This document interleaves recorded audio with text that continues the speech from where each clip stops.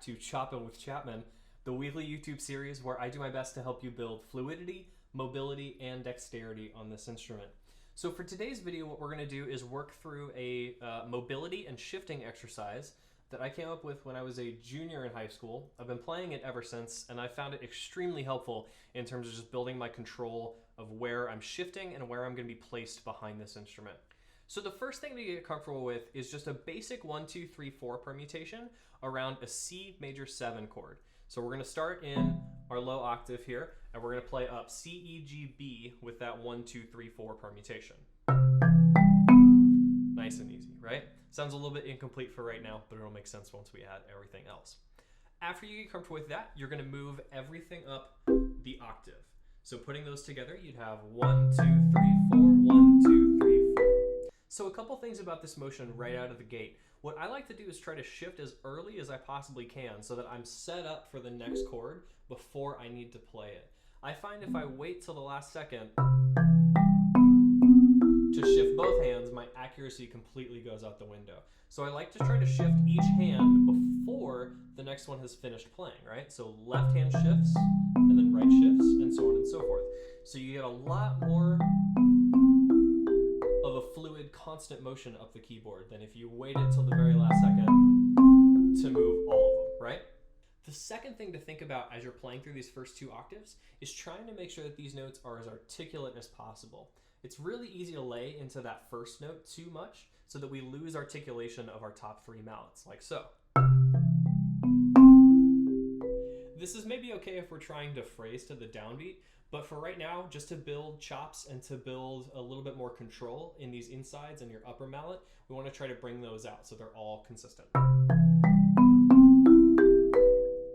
Okay, so the third thing to try once you're comfortable with shifting around these first 2 octaves is we're actually going to use a little bit more of the keyboard and move it up 1 more octave to the 3rd octave above that, like so.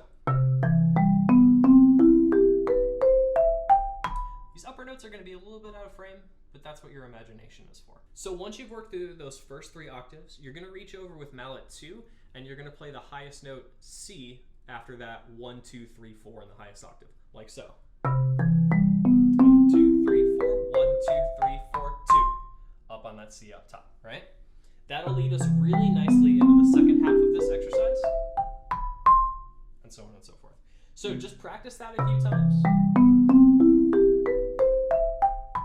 Trying to get up those first 3 octaves. In the second half of the exercise, what you're going to do is start with that C that we added in mallet 2, and then you're simply just going to walk back down with 4, 3, 2, 1 in the exact same shapes that you moved up the keyboard in, like so, starting on C up top.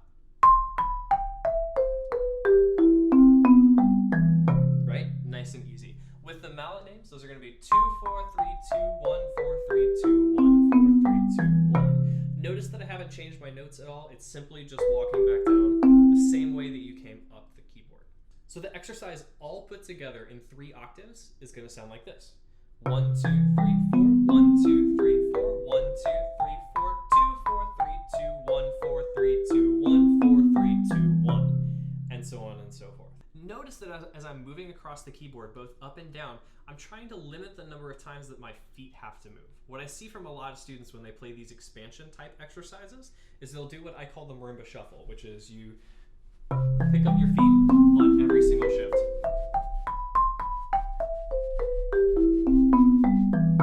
Not only does this make you look really unsure behind the instrument, it limits your accuracy because you're constantly changing where your body is placed in relation to the notes that you're playing. So what I like to do is keep my feet firmly planted in the center of where I'm going to be, and I'm simply going to shift my weight back and forth on the legs based on where I'm going to be on the keyboard. So for example, the weight is on my left foot now. Slowly shifts up to the right foot,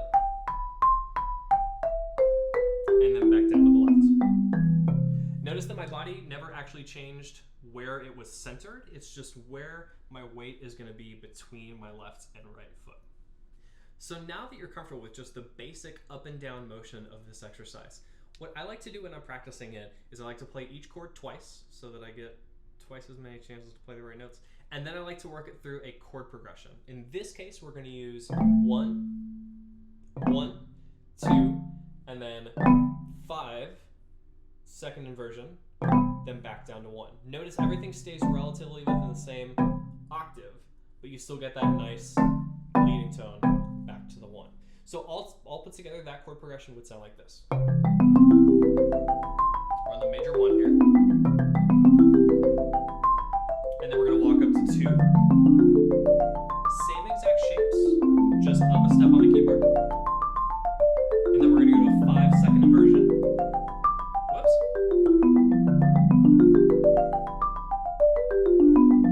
And then back down to 1. Super important when you're playing this exercise that you try to play all the right notes. Don't do what I just did, which is play a lot of the wrong ones.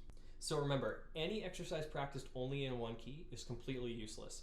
So what I like to do when I'm practicing this is take it through that entire progression and then change the last 1 major 7 into dominant 1 or 5 of 4, and then move through the circle of fourths using that as my transition into the next key, like so.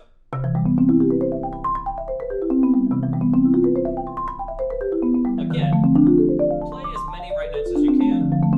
Don't do this. This is a good example of what not to do in this exercise. You'll do it better. Then 5 of 4. Then 4.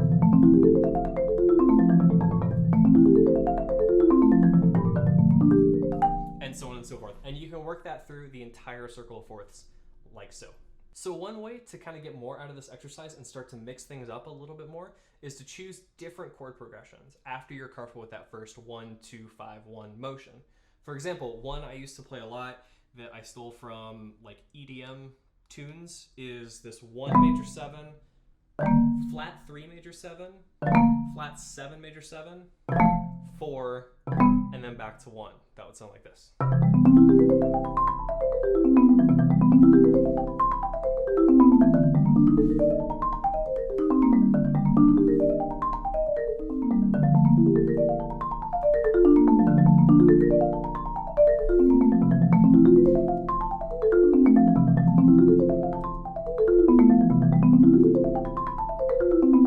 And then again through the 5 of 4, back down to the 4, and so on and so forth.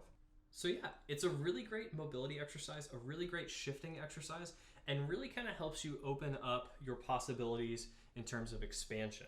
Again, to help your accuracy and mobility around this instrument, you're going to want to try to make sure that your body is placed in as few different places as you can make it. So this exercise really helps you get used to moving back and forth around the keyboard without having to constantly lift your feet. So that's the exercise, and I hope you enjoy. If you have any questions or your own variations or chord progressions on this exercise that you come up with, please let me know and I'd be happy to rehost them. So that's all for this week. Thanks for tuning in, and we'll see you again next week with another Choppin' with Chapman.